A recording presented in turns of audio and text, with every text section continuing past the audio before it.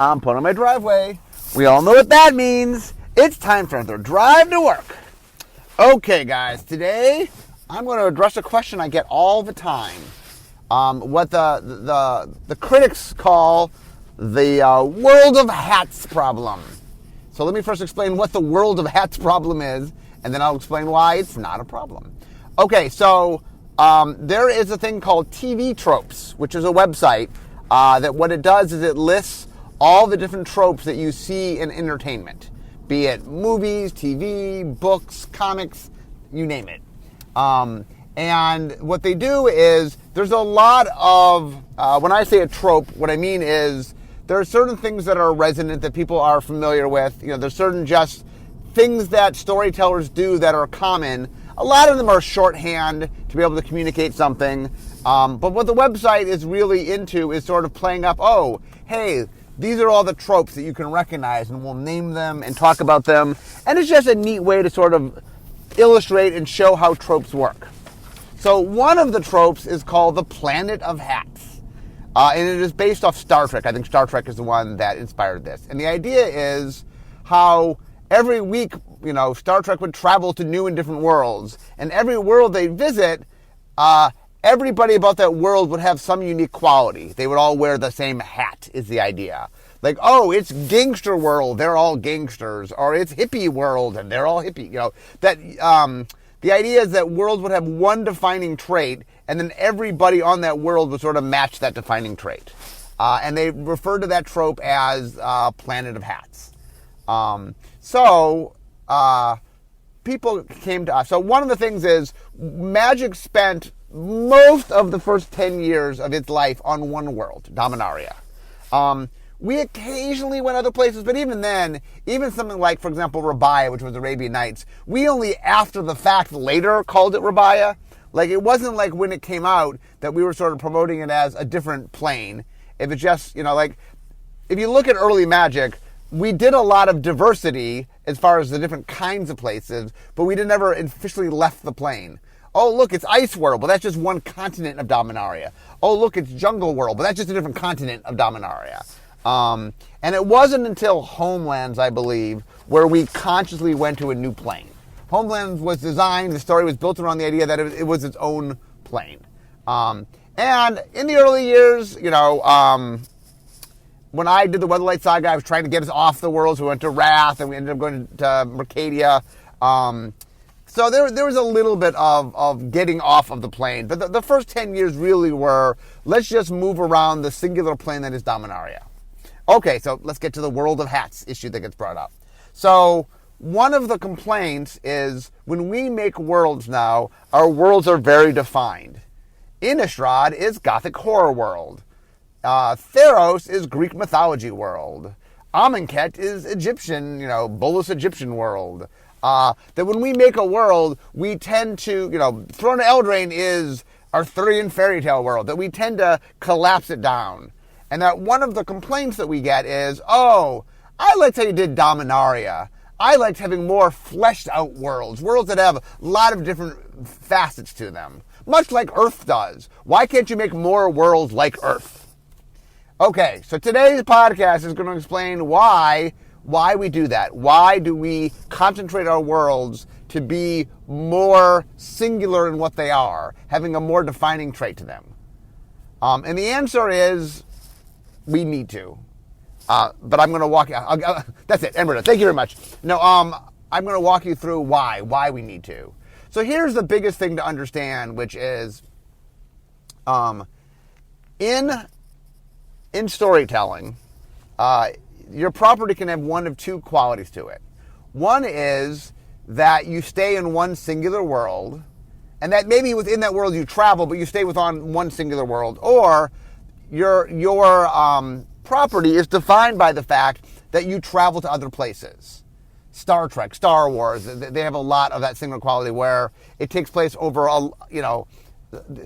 while I guess occasionally you see Earth on Star Trek. The whole idea of Star Trek is they're visiting different worlds. That's kind of the quality of the show. They're traveling. It's a mission. They go to, they go and find other places. Likewise, something like Star Wars is spread out over a whole series of planets. And what you'll notice is when you're centered in one place, your place that you are can have a lot of diversity to it. Meaning, obviously, if you're set on Earth, you're on Earth. But let's say you're set on a planet that's just a singular place, that's where you are. Oh, well, that place really can have some depth of biomes and things. It can really be different because you are not defining your IP is not defined by worrying about different places. You don't have that. But if your IP is about traveling to different places, if the idea is there is a whole wide world out there of differerences, you need to really make sure that all the places you travel have some distinction to them. Otherwise, there's a bunch of problems. Really, the idea is if I'm going to travel somewhere and I'm going to go to different places, you need those places to have identity. You need those places to mean something.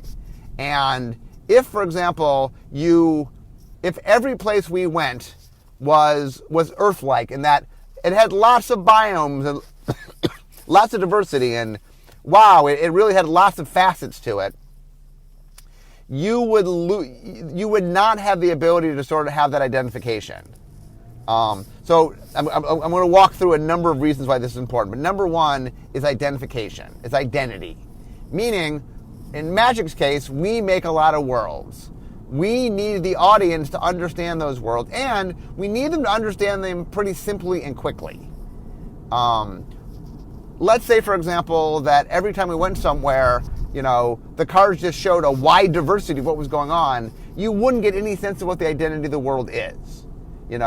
One of the reasons we have to sort of concentrate is it is the concentration that gives it identity. And, for example, I use Star Wars as an example. If every time you visited a planet on Star Wars, every planet was a planet of 20 biomes. Well, how do you remember the planets? How do you separate Tatooine from Hoth? From Cortisone, from Courtesan, from I'm blinking on names of planets from Star Wars. But the idea is that the reason you know Tatooine is it's the desert planet. It's a desert. If you see them in a desert, you're like, oh, that must be Tatooine. It's the desert planet. If you see them on an ice Hoth, that's the ice planet. You know what I'm saying? You have the city planet, the forest planet, that the worlds of Star Wars are defined, and in that place they define by biome, but it's defined because, the world's a singular thing. And so when I see it, I get that it's a singular thing, that I understand that, I don't have to worry about if I see, when I see the planet, I can go, I got it, it's this planet. And if, for example, all the different planets from Star Wars all had a desert section and an ice section and a forest section and a city section, like if they had all those different biomes, then how do I know when I'm on Tatooine versus on Hoth? How do you know that? You know what I'm saying? How do I know I'm on Endor? How do I know I'm on Dagobah? How do I know those things? How do I know where they are? And it's like, I see a swamp, I'm on Dagobah. I see a forest, I'm on Endor. I see ice and snow, I'm on Hoth. That the definitional thing of that helps you define what those are and helps you remember. They give the world's identity. So once again, if your IP is about traveling, is about having different various places, if you don't give those identity, they will all blur and they won't have identity. So the number one reason that we do that, the number one reason that we concentrate what our worlds are, is we want them to have identity. We want them to mean something. Okay, well, why is it important that people can remember them and they mean something? Well, a couple things. One is our whole IP, our magic, the whole way we make magic is we put out a new set every 3 months. Now, some of the time we stay in the same world, but we're constantly moving where we are. We're constantly changing. And part of what we want is we want you to get excited for the new world. And there's two different ways about that. One is, let's say it's a new world. Well, if it's a new world, we want to be able to pitch to you in a very simple way what to expect. You know what I'm saying? That, we're Throne of Eldraine's coming out. literally on the very first slide that I showed people, when I was announcing the set, I'm like, Camelot meets fairy tale. It meets Grimm's fairy tale. That's what I think I said. Camelot meets Grimm's fairy tales. That was what my slide said. Because I want to, in a nice, short, simple way, go, it's this. And with a new world, that is important. That we want people to get excited and set expectations and have them have an idea of what is coming. That is very important. That part of, we put out a lot of Magic sets. We make a lot of different worlds. That if our worlds don't have a clean, crisp identity, you don't remember what they are. And if they don't have that clean identity, it is hard for us to excite people. We want to sell you what the new world is, but we don't have infinite time. We need you to sort of get the gist of what we're doing quickly so that, A, you get excited, and B, you get the idea of what to expect. That's another big thing. Part of what we want is, part of what makes a set successful, a new world, is we go, we're doing this. And you go, oh, I hope they have that. And that only happens if there's a crisp and clear identity. For example, if I say, it's Camelot meets Grimm's fairy tales, you can go, oh, I hope there's a Little Mermaid card, or I hope there's a Excalibur card. Like right off the bat, you have something to hope for. You have something to go, I want something. There's something that I want to be there.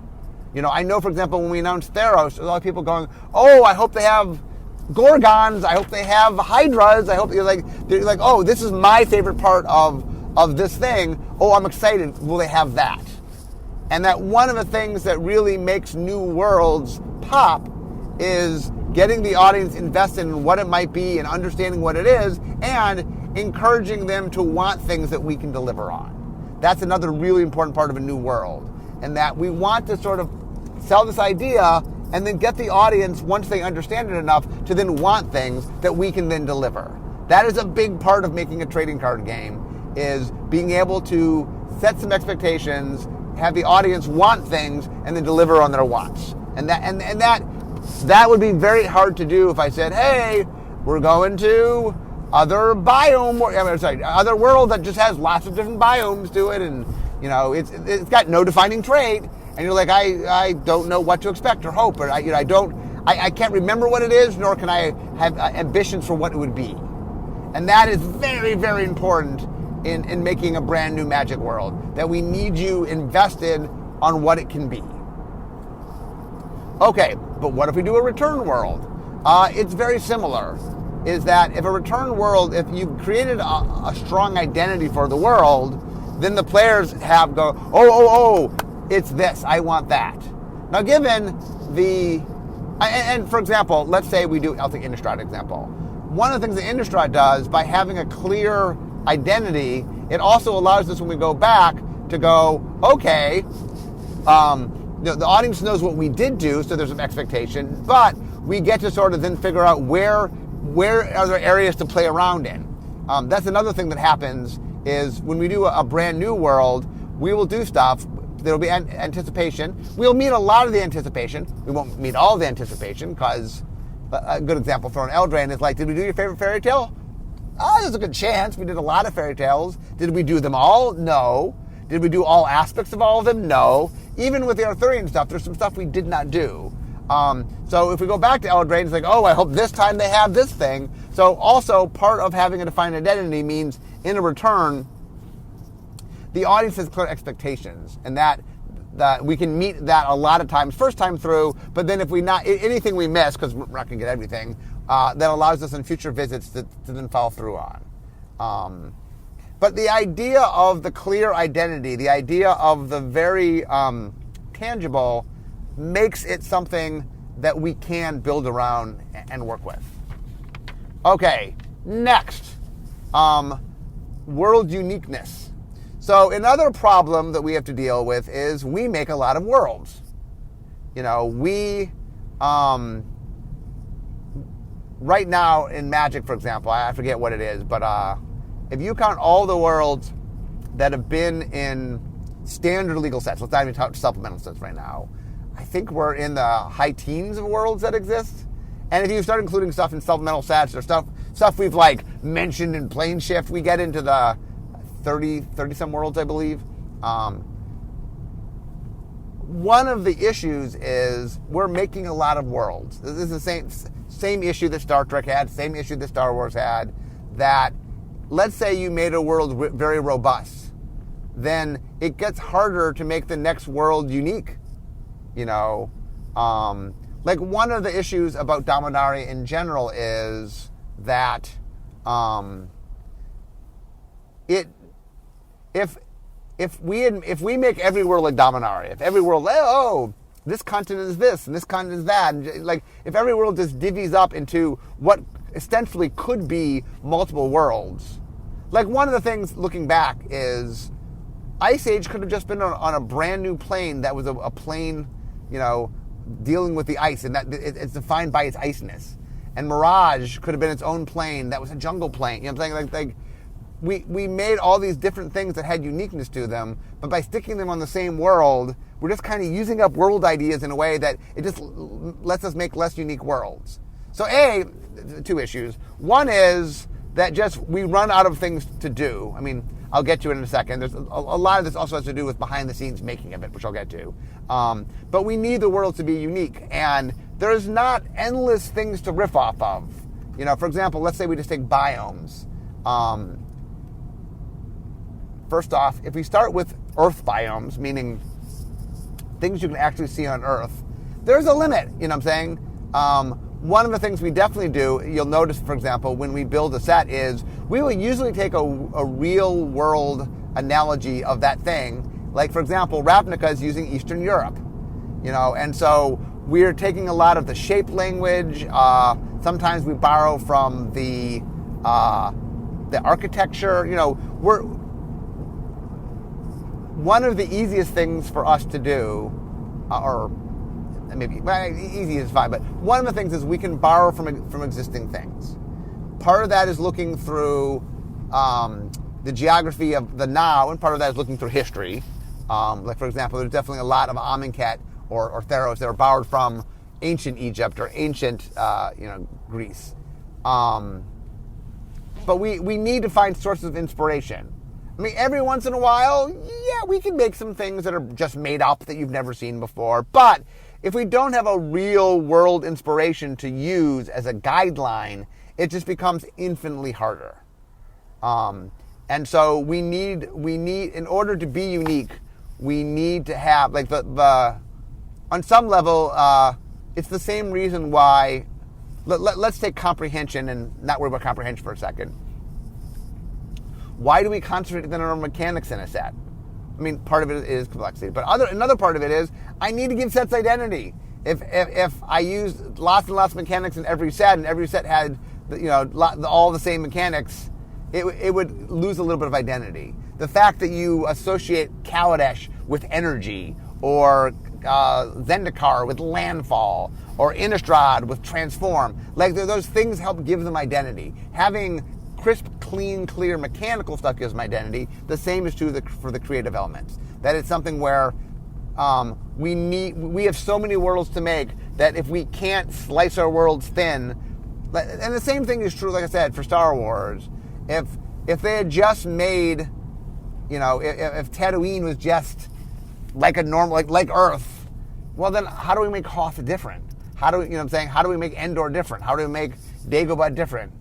How do you make these other worlds different? And like I said, the slicing them is a means and a way to help give them uniqueness. And that uniqueness is something that is, especially in a place where we're just going to keep making new worlds. Like right now, for example, I'm many years ahead, and we have many new worlds. Like, we are working on many new worlds right now. And each of those new worlds is a challenge, and so we need to have something to build off. There's not infinite things to build off of. And, part of chopping it up is to make it easier to create this sense of uniqueness between worlds. Okay. Also, on a similar thing of that is comprehension, world comprehension, which is one of the things that we are trying to do is we want you to be able to wrap your head around what the world is. For example, the same is true, well, part of that is mechanics. Part of that is, oh, well, there's something about the gameplay that it's identified, this world is identified by. You know, in Zendikar, for example, like, okay, in this world, land's important. You're going to care about playing land. So you're going to think about land in a way you don't normally think about. But that's a Zendikar thing. That's not an every world thing. That's a Zendikar thing. Okay, well, on Ravnica, we care more about color pairs. So that's something you have to focus a little more on. It's always multicolored, and you have to focus on that. You know, if you're in Lorwyn, there's a tribal component. If you're like, whatever it is, there's something about the world that we mechanically give it identity. And in the same sense, part of giving that helping with comprehension is making it so it's not just mechanically crisp and clear, but it is creatively crisp and clear. So, for example, we're building Innistrad. I want to do some tribal components. Well, I want to combine with what we're doing with the world. Oh, well, it's Gothic horror world. Okay, we'll make monsters, and humans. Oh, but aren't they the true monsters? So we're going to make monster tribes, but we're sort of marrying them together. So when you come to Innistrad, how do you remember Innistrad? How do you absorb Innistrad? Like, one of the things that we have to worry about is, A, I want you to get excited by it. I want you to have anticipation for it. But also, when you come to actually play it, I need you to be able to wrap your brain around it, wrap your mind around it. Now, sometimes we use the worlds to do top-down design, and that's when the creative goes even farther and becomes sort of a core part of the mechanical identity. Innistrad is a great example where a lot of what ties Innistrad together is the fact that it's Gothic horror. That if I remove the Gothic horror from it, the set wouldn't hold together like it does. And so top-down sets need that. But even bottom-up sets, even something like Ravnica, which was a bottom-up set, the guild identity really is a glue that mechanically and cohesively holds it together. And part of the way that you can sort of comprehend the gameplay, like a lot, for example, of understanding how Ravnica works is us selling a world that reinforces something that you get to rely and build on. And this, like, a lot of times when people sort of argue this, they're like, oh, well, I just enjoy a world that has a lot more diversity to it. You know, I enjoy a world where a lot more is going on. That just seems more real to me. That's the argument I get a lot. And my answer is, yes, a world with lots of biomes is more real. The issue is when you're trying to create something, like one of the lessons of having taken a lot of writing courses, there is a difference between reality. Well, there's a difference between what is true and what reads true. Like, the idea of telling a story is not trying to perfectly capture reality. The idea of telling a story is you're trying to tell a good story. And there are a lot of things that you do, and I think TV tropes, me starting with TV tropes is a great example of this. There's a reason that tropes exist. There's a reason that you tend to do things. There's a shorthand in storytelling.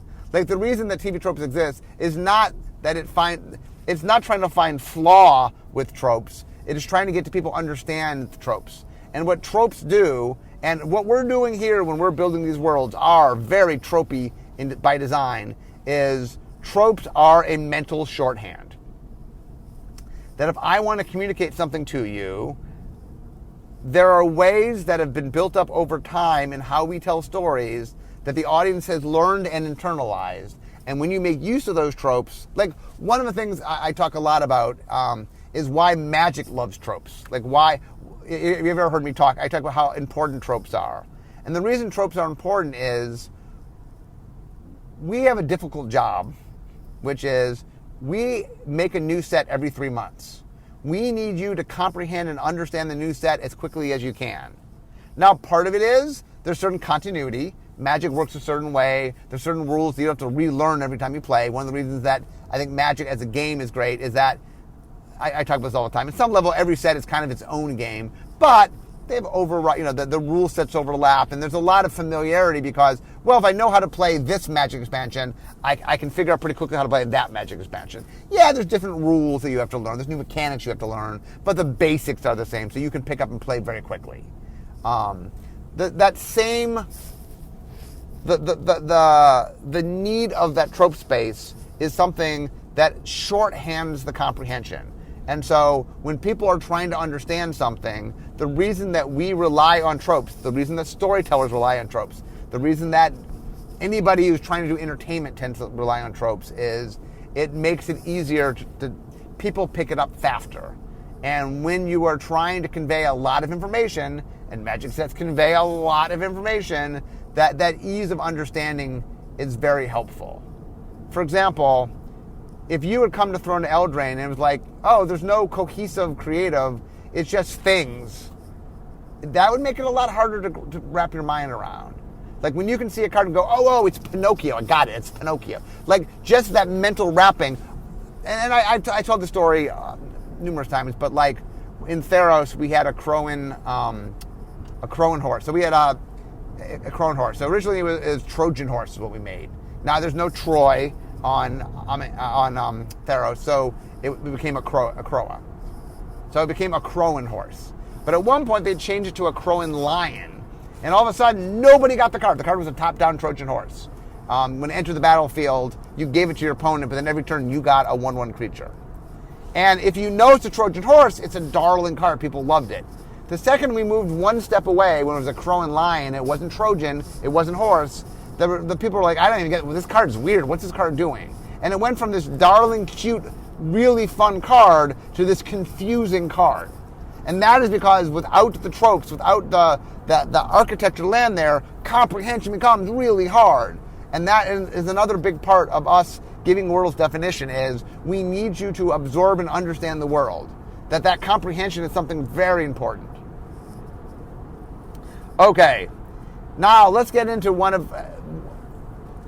of what I'm talking about is why the worlds are impactful and helpful for the audience. And that is true. We want you to get excited. We want you to understand it. We want you to differentiate it. We want you to have anticipation. All that is true. But there's another giant factor that also goes into this, and that is we have to make it. Another giant help of defining our worlds is it is so much easier to make a world that has a clean and clear definition. Much like it's easier for you all to understand the world, it is much easier for us to build the world. And we got to build a lot of worlds. And, well, okay, let me walk through the various things. So first and foremost, we need a focus to build a world. We need that creatively, we need it mechanically. Like, for example, when I was building Throne of Eldraine, mechanically, okay, I understood the tools I had at my disposal. The reason I could sort of wrap my brain around the world is I could wrap my brain around the source material. Okay, well, I know Arthurian legend. I've read Arthurian legend. I've seen movies and TV shows. And, I understand a lot of the components of what Arthurian legend is. Likewise, I understand fairy tales. I've had a lot of interaction with fairy tales. So now when I say it's a world of Arthurian legend and fairy tales, okay, all of a sudden, one of the hardest things, and I talk about this all the time, starting with a blank piece of paper is daunting. When you can do anything, when anything is available to you, it is crippling. It paralyzes you. But the second I say, okay, no, we're not doing anything, we're doing this. We're doing Arthurian legend and fairy tales. All of a sudden, everything in the world that is not Arthurian legend or fairy tales, I can ignore. And you know what? That is 99.9% of stuff. That is a lot of stuff I can ignore. And it lets me focus. And that one of the things, restrictions breed creativity. I say this again and again and again, it is daunting when anything is possible. And what you really want to do at the beginning of any creative process is pick something to focus on. You need to have a bullseye. You need to have a path. You need to have a direction that you are going. Now, that path can change. You can, I'm not saying because you pick a direction that you're locked in that direction, but it gives you some place to focus. And you need to focus. And that is really important. We're going to build a brand new world. I'm going to design it. Creative is going to populate it and going to, make a world. Well, we need to know what we need to do. And for example, from a creative standpoint, okay, we're going to go to Theros, it's Greek mythology world. Well, let's do some studying of Greek mythology. And they can, one of the things we do early on in world building is they'll go out and they'll find real world source material, from wherever. Any place they can find visuals that said, here is either actual pictures of the thing or different IPs trying to do this thing. here is the way lots of different people have done this thing. Here's what the thing is. Okay, so it's Greek mythology. Well, here is what things look like, and here are the areas of Greece, and like here's all the different source material that we can look at. And from that, we can understand what is the through line in how can I show you a picture and you go, oh, it's that. And the reality is there's some through lines that come through, and by studying something, we can understand where is the thing that makes you go, this is Greek mythology, or this is ancient Greece, or this is Gothic horror, whatever it is. How do we get you to lock on and understand what that is? And part of that is by having that concentration. That part of having the world have an identity means that the creative team can really go out and focus on something. And that it's that focus. And once again, it might just be, okay, we're doing Ravnica. Okay, we're trying to do a city. What kind of city do we want? Let's do a little bit of research. And they go, oh, Eastern Europe. That's kind of the vibe we want. Okay, let's go get pictures of Eastern Europe and understand that. And then all of a sudden, you have something to build off of. And that is the thing that, one of the things that I'm really trying to stress today is that one of the reasons that there's differentiation between the worlds is A, for the audience to comprehend and understand it, but B, for the people who make it to be able to make it. It is not, one of the things, so let's talk a little bit about Dominaria, people who love Dominaria. Dominaria was not, right now, we have 3 months on any one set. We have 3 months to build our world, if it's a brand new world, and 3 months to revisit, if it's a revisit. Dominaria was designed over 10 years. Meaning, it wasn't something we did, it wasn't we could build Dominaria in the time that we could build any world. No. The reason Dominaria has the depth that it does is because we spent so much different time. We spent time building each little section of it, and and when I say building it, there's a bunch of things. One is the visuals. What does it look like? Who's there? Part of it is the visuals. Part of it is the cosmology. Oh, what kind of creatures are there? What do they look like? Part of it is the architecture. Part of it is the dress. What do the buildings look like? What are the people? How are they dressed? What objects do they use? What weapons do they use? What creatures are here? There's a lot of work that goes in fleshing out. Oh, and then beyond just the visual components of it, the story of it. What kind of government is it? Who lives here? How do they make their living? What kind of world is it? How is it ruled? What is the nature of the world? And we also have to build in what we call the conflict engine. Why are people fighting? We're a game about conflict. What's the conflict of the world? We got to tell a story, so the world needs an inherent conflict built in. And all those things become so much easier to accomplish if you have something to start with. For example, the second I say, okay, we're going to do ancient Egypt through the lens of Nicole Bolas. We're going to mash Bolas with Egypt. Okay, all of a sudden, the creative team has something to work with. They have something to study. They have something to look at. They have stuff to start working off of. Okay, well, what's our architecture going to look like?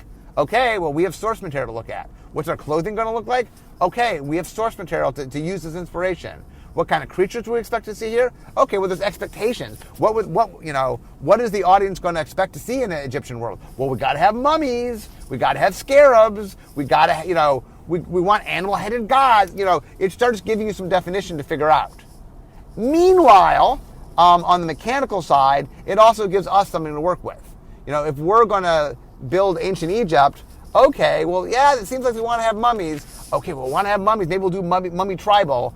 Okay, well, how do we make, how do our mummies work? Oh, well, maybe our mummies are black and white. Maybe our mummies serve as their servants. And we start going back and forth between creative and, but having that identity, having that crisp, clear thing makes it easy. A lot of people that want us to build Dominaria seem to forget, let's say, for example, we wanted to build a world as deep as Dominaria. That isn't something we were going to build in 3 months. That is something that would take us years to build. And that's the other point, which is, if you wanted to get the depth of Dominaria, you would have to give the same amount of time that we spent on Dominaria. Meaning, if you wanted to have a world that was that deep, and and there's a lot of other reasons we might not want them. But let's say, forget any of the other reasons. Let's say you go, ooh, I want a world as deep as Dominaria. Okay, well, at bare minimum, we have to put the resources and time that we put on Dominaria. That was about, let's say if you cut it all up, maybe eight years worth of time. Okay, well, that means we could spend, we spent, 30 expansions or something on Dominaria. Okay, we could make a new world and spend 30 expansions on that world, but I'm not sure how exciting I'm saying. Like, I think the reason that people accepted Dominaria on some level was also we hadn't properly created the expectation. Even though we were a world about planeswalking in a multiverse, I don't know why we didn't get that early on, but I mean, there wasn't the expectation for the world jumping as much as there is now. I mean, now, notice, for example, when we market, a lot of us marketing new worlds is, it's this, we're going here, And even when, for example, I'll take Ikoria as an example. You guys don't know much of anything about it. But we did tell you it's Monster World. Like, we told you some little snippet to go, ooh, I mean, and even that is us telling you very little. That's 3 words. And one of them was its and one is world. So, you know what I'm saying? We have one world of real description, and the fact that one world could be evocative says, oh, well, we've done something where we can evoke something, and it let us build around it and make something. And that is one of the big things that is, one of the things that I think when people ask for Dominaria that they're not quite picking up on is, beyond all the other troubles of making it, just the mere act of the time and investment to do it is not something that we lightly could do. And I don't think we could get away with setting 30 sets on one place. People get mad, like, for example, we went to Ravnica, like, our last visit to Ravnica was our, 8th and 9th set in Ravnica. 8th and 9th set. We're not talking 30. 8th and 9th set. And spread out, with the difference between the first Ravnica and the second Ravnica was 7 years. And then I think the last time it was 5-6 years. Anyway, that's spaced out. That is 9 sets spaced out over 15 some years. You know what I'm saying? Like, for example, let's say we kept that. Let's say we said, okay, let's keep our returns at the same rate that we have the returns, and we're willing every time we return to this world to be there for 3 sets, even though we don't really do blocks anymore. But let's say for this special world we'll do that. I guess it was 8, 9, and 10 because War of the Spark was on Ravnica. Anyway, so let's say, okay, we get to do 10 worlds over the course of 15 years. That means that in order to catch up to Dominaria, to do a world of the depth of Dominaria at the rate we'll do returns, means it would take 45 years to get to that depth. Even Ravnica, like I'm saying, if we keep visiting Ravnica at the rate we visited Ravnica, it would take 45 years. And every time we go back to Ravnica, yes, there are people excited to see Ravnica, but they're also a little bit like, oh, Ravnica again? I want a new world. And so, like, this idea that we could just make a world as deep as when people don't want us revisiting the same world that much, like, it's just not a realistic thing. I think that Dominaria was a special case based on some choices we made, and I think the biggest connection to Dominaria is not a love of a world that's many different things. I think the love of Dominaria is the nostalgia of what Dominaria once was. And I'm not saying there aren't people that don't want us to make multifaceted, complex worlds. I'm just trying to say that it is not something easily done, and it is not something that I think a lot of people, even the people asking for it, necessarily would be happy if we actually had to execute on what would make that happen. Okay.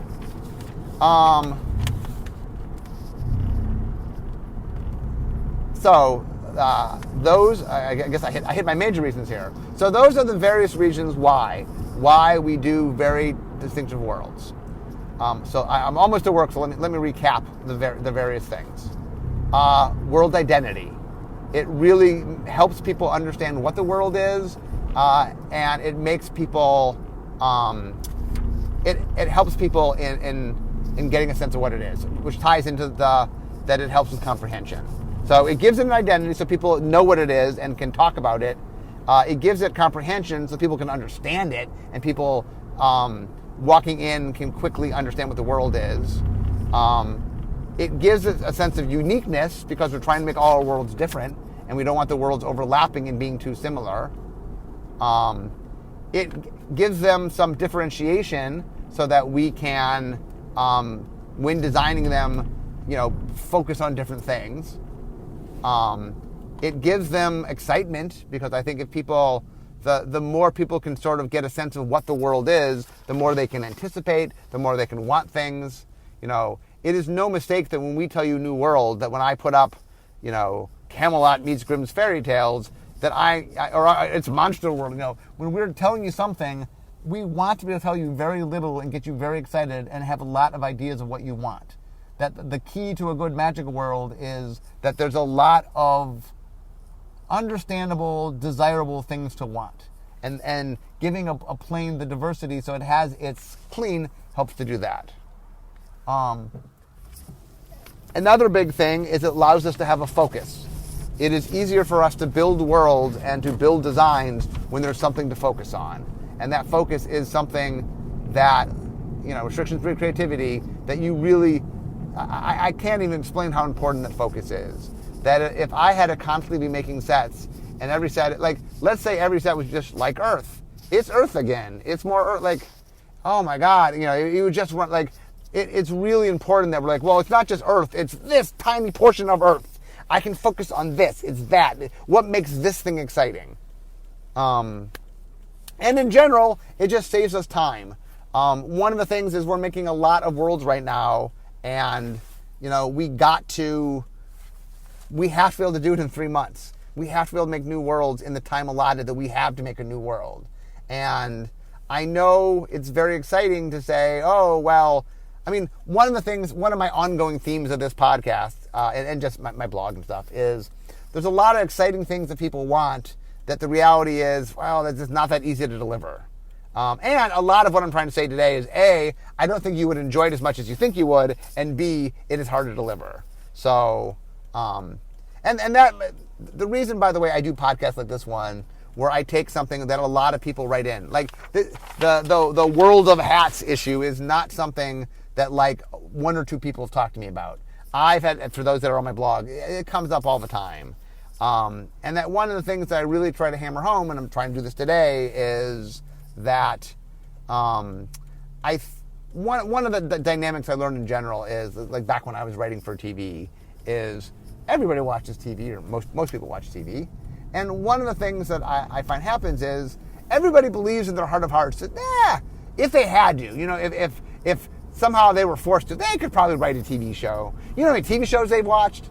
And one of the things about studying writing for television is there's a lot of craft to being able to tell a story. Even, for example, studying television versus studying film. They're different mediums. There's some overlap, obviously, in storytelling. But, how to tell a good story on a TV show, and understanding the strengths of TV and the weaknesses of TV, and understanding the structure of TV and the format and the tools at your disposal. There's a lot that goes into trying to understand how to make something really sing. And one of the things that's amazing, I'm just used to talk about TV, but it's true of any medium, is there's so many amazing things. There's so many just amazing shows that people make that are radically different from one another. But as you study it, as you go in deep and you learn about it, there's a lot of craftsmanship that goes there. And so a lot of times when people say, oh, I can do something, it's well, there is more craftsmanship than you might realize. And that people sometimes equate familiarity with understanding. It's the same kind of thing of, I drive a car. Well, clearly I can fix my car. Yeah, no, I can't. Me driving my car, meaning in order for me to use my car, there's things I have to understand, and I've mastered the art of using a car. I can drive. I know how my car works. I can turn on the heat or the radio station, meaning I've mastered the things I need to use the car. But that does not mean I've mastered the things to fix the car. And so a lot of when people talk about something, it's kind of like someone saying, hey, I would love if my car could do blah. My car gets 20 miles per gallon or whatever. I would like it to get 100. okay, you wanting that doesn't make it easy to be. Or sometimes the other thing that's very common is there's things that you think of because you don't know the sort of the craftsmanship of it. Oh, it might be easy, and the reality is no, that wouldn't be easy. And this is one of those things. This is one of those. Well, here's what I would like. I would like every world to have all this different facets and be representative of Earth. And I'm like, okay, that would be near impossible to do. I don't even. Not only that, I also think it wouldn't be as enjoyable. Like part of what makes entertainment, what makes games, part of what makes magic, is that it fulfills certain things and it pushes in certain areas. And so when I bring this up, when I talk about this is not me like trying to dismiss somebody. This is not me saying, oh, I don't care that you want this. I do care that you want it. Part of me saying is there's a reason why it is the way it is. And so I like doing podcasts like this to say, look, we're not ignoring desires. Yeah, I get there's people that want that, but here's why we can't do that. Here's why that ask is a very, very big ask.